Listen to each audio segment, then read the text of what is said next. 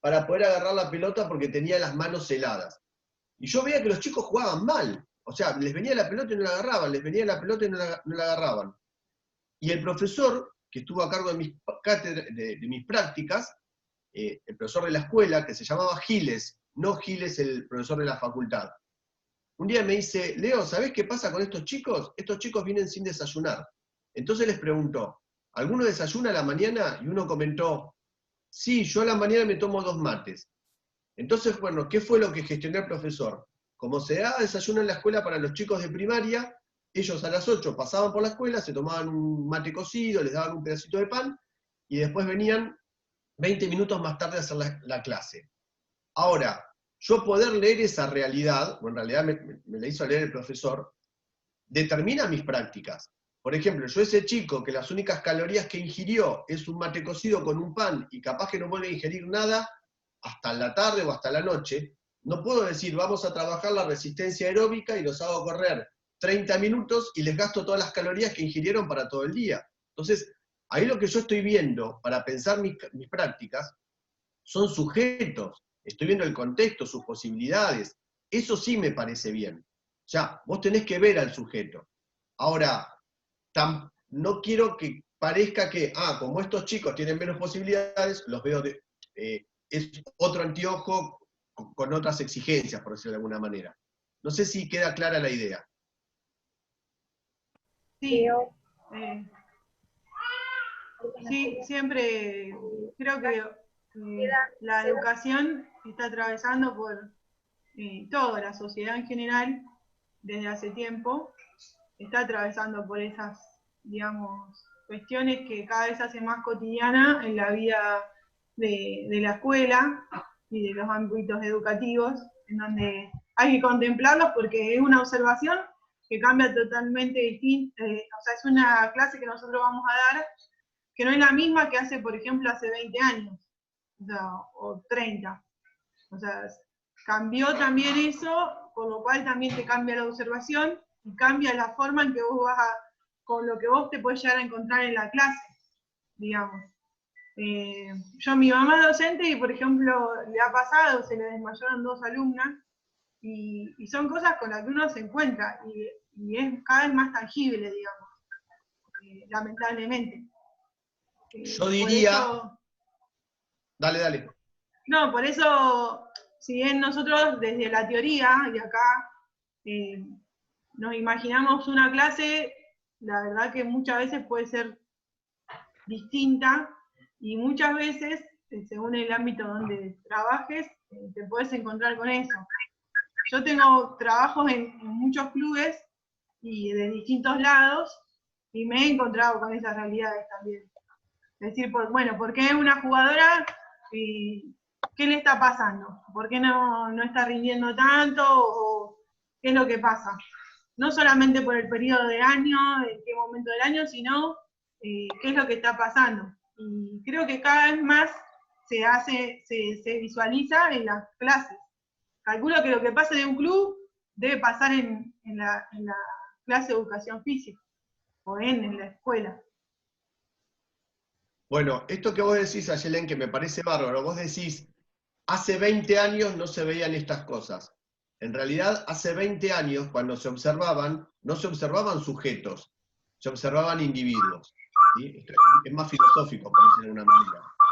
El problema que tiene la educación física o la educación en general es que se siguen muchas veces repitiendo las mismas prácticas que hace 20, 30, 40 años.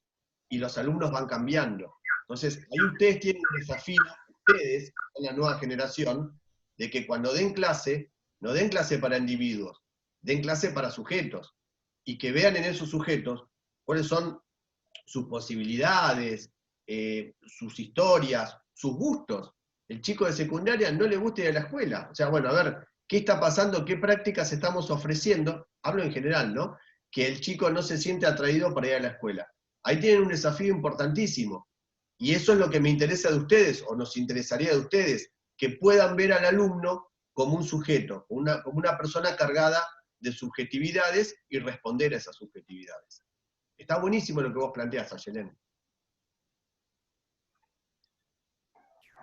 Sí, Marcela, dale. Gracias, perdón por interrumpir tanto. No, por favor. Leo, nos quedan 5 minutos, se va a cortar, Bueno, así que retomamos con la segunda, si es que lo necesitamos, se resuelve lo vos.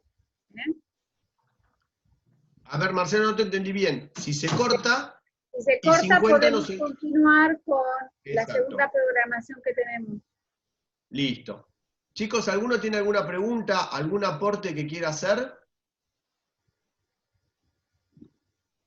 ¿Solamente a Yelén? Son un montón y están recallados. Leo, Dale, Pablo.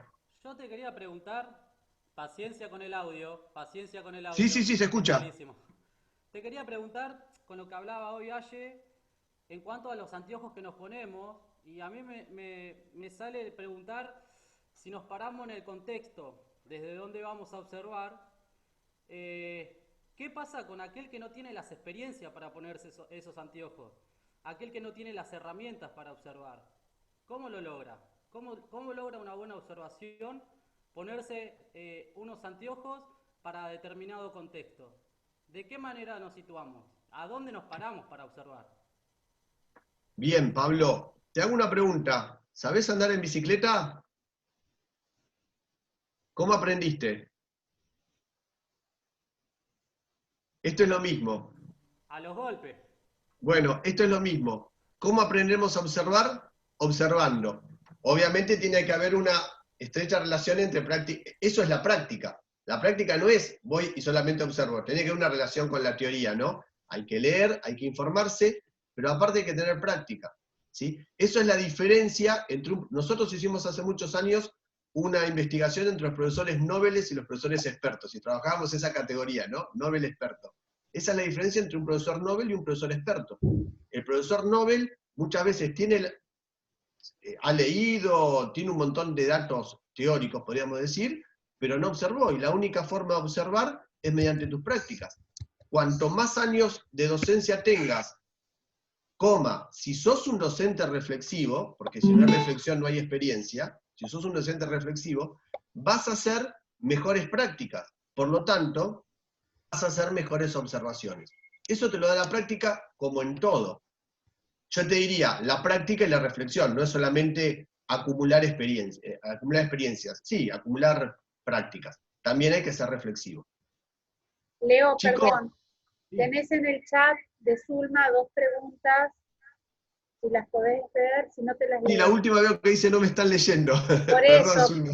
yo no quería interrumpirte. Bien, a ver, Zulma. El texto menciona 4 tipos de observación. En cuanto al observador completo, ¿cómo quedará plasmado en nuestra práctica? El texto, ¿a qué texto te referís, Zulma? Es la primera pregunta.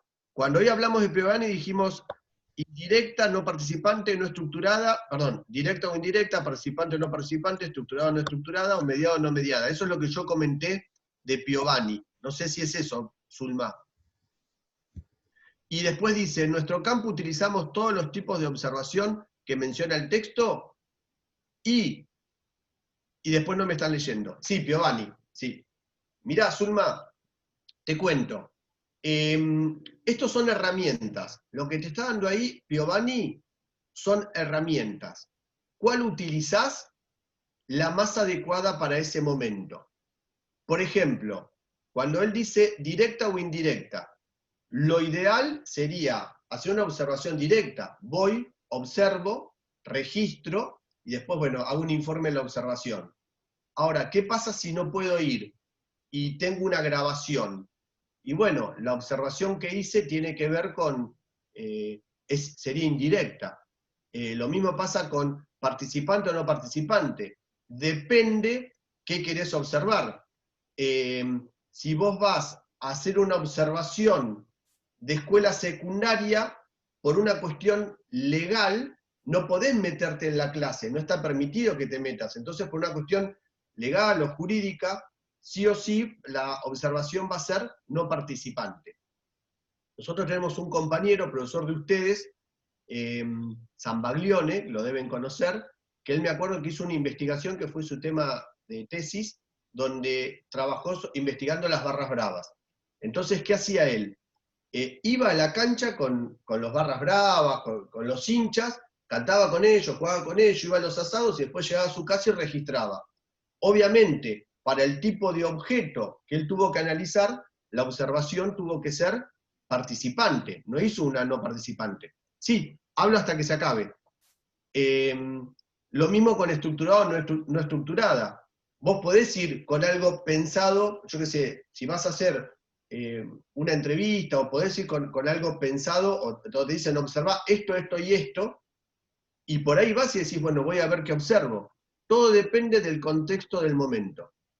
A mí me parece, pero esto es una cosa mía, por ahí me equivoco, que cuando ustedes, para el trabajo práctico anterior, les dieron una observación de clase, y ustedes en base a eso tuvieron que hacer un plan de clase, si ustedes se lo ponen a pensar, ¿qué hubiera pasado si en vez de darle algo escrito, les hubieran dado un video?